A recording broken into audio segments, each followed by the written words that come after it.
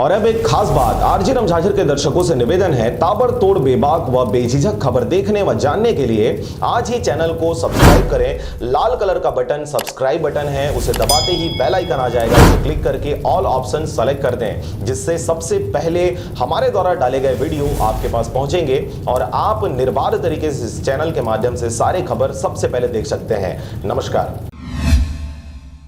नमस्कार, आप देख रहे हैं आरजे रमझाझर और मैं हूं पुखराज सिंह। आखिरकार किसानों के इंतजार का समय खत्म हुआ। 1 दिसंबर से धान खरीदी का कार्य शुरू कर दिया गया है। वहीं आधी अधूरी तैयारियों के साथ शुरू किए गए धान खरीदी के कार्य में शुरू से ही किसानों के सामने समस्याएं देखी जा रही हैं। देखिए यह खास रिपोर्ट। पूरे साल भर किसानों को इसी दिन का इंतजार होता है जब उनके मेहनत को सरकार द्वारा खरीदते हुए सही दाम दिया जाता है, फिर चाहे उसके लिए किसानों को कितनी भी मशक्कत क्यों न करनी पड़े। जी हां, 1 दिसंबर से छत्तीसगढ़ में धान खरीदी का कार्य जोर शोर से शुरू कर दिया गया है, परंतु आधे अधूरे तैयारियों के साथ शुरू हुए इस कार्य में छत्तीसगढ़ के विभिन्न हिस्सों में से समस्याएं सामने आने लगी है। कई जगहों पर तो कंप्यूटर में सॉफ्टवेयर ही नहीं डला, तो कई जगहों पर टोकन काटने की व्यवस्था ही नहीं की गई। वहीं कई जगहों पर प्रभारियों की देर से नियुक्ति के कारण केंद्रों में कोई भी व्यवस्था नहीं पाई गई।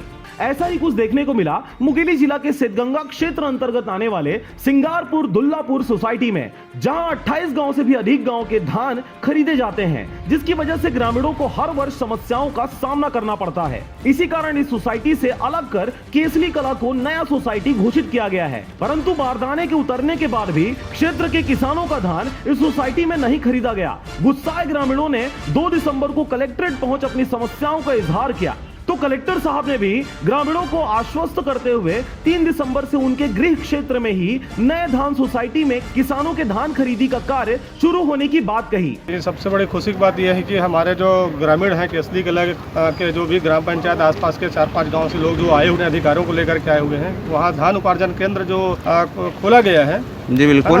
वहाँ पे अभी उपार्जन नहीं हो पा रहा है, अर्थात खरीदी नहीं हो पा रही है, तो जल्द से जल्द खरीदी के लिए मांग करने के लिए लोग आए हुए थे और हमारे द्वारा जो तैयारी है वो कर लिया गया है। तो हम लोग मात्र जायजा लेने आए थे कि सर स्टार्ट क्यों नहीं हो रहा है। तो हम लोग कलेक्टर महोदय से मिले, साहब से मुलाकात की कलेक्टर महोदय से, तो हमको आश्वासन मिला कि हमारे गांव में कल से सोसाइटी स्टार्ट हो जाएगा और यथावत रहेगा जहां केंद्र के नाम से आए वही। इस दौरान कई जगह पर किसानों की अधिकता की वजह से कई नए धान मंडियों की भी शुभारंभ किया गया है। इस अवसर पर किसानों के मसीहा कहलाना पसंद करने वाले छत्तीसगढ़ के मुखिया भूपेश बघेल के द्वारा 2500 रुपए में धान खरीदी करने की बात कहते हुए भद्रा ठाकुर में मंडी की पूजा अर्चना कर शुभारंभ किया गया।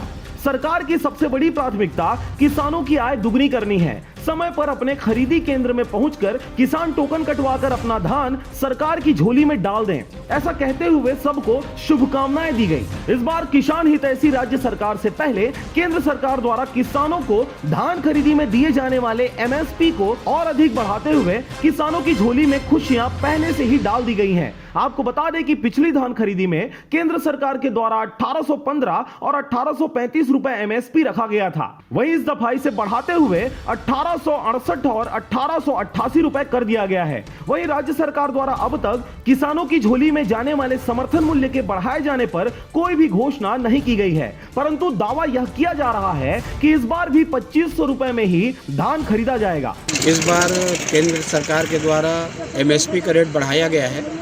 पिछले बार 815 रुपये और 1815 रुपये और 1835 रुपये मिला था। इस बार 1868 रुपये और पतला धान का 888 रुपये किसानों को प्राप्त होगा। आपको बता दें कि इस साल प्रशासन ने बीते साल की गलतियों से सबक लेने की कोशिश की है ताकि पुरानी गलतियों को दोहराया ना जा सके। वहीं प्रदेश सरकार द्वारा समर्थन मूल्य में धान खरीदी की वायदों को देखते हुए किसानों के पंजीयन में भी इजाफा हुआ है। बीते वर्ष 2019 में 89 उपार्जन केंद्रों में 73,034 किसानों का पंजीयन हुआ था, जिसके लिए 93,284.3 हेक्टेयर रकबा निर्धारित किया गया था, जिसमें 32,776 लाख धान की खरीदी की गई थी। इस वर्ष धान खरीदी के लिए 60 समितियां बनाई गई हैं, जिसमें जिले के कुल 82,754 पंजीकृत किसान अपना धान बेच सकेंगे। आपको बता दें कि इस साल प्रशासन ने बीते साल की गलतियों से सबक लेने की कोशिश की है। ताकि पुरानी गलतियों को दोबारा दोहराया न जा सके। वहीं प्रदेश सरकार द्वारा समर्थन मूल्य में खरीदी वादों को देखते हुए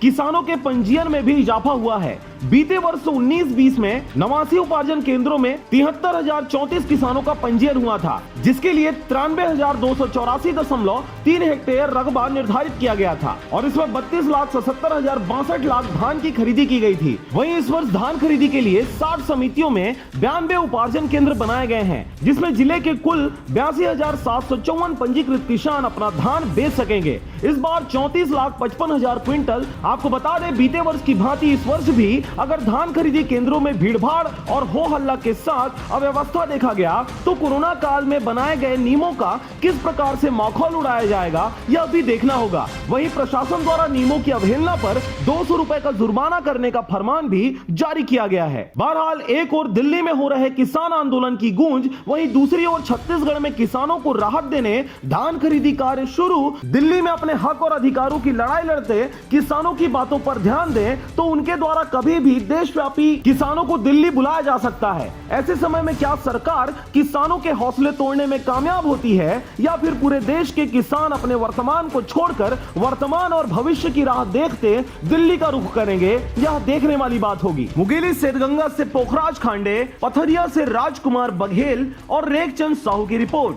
आरजे रमझाझर।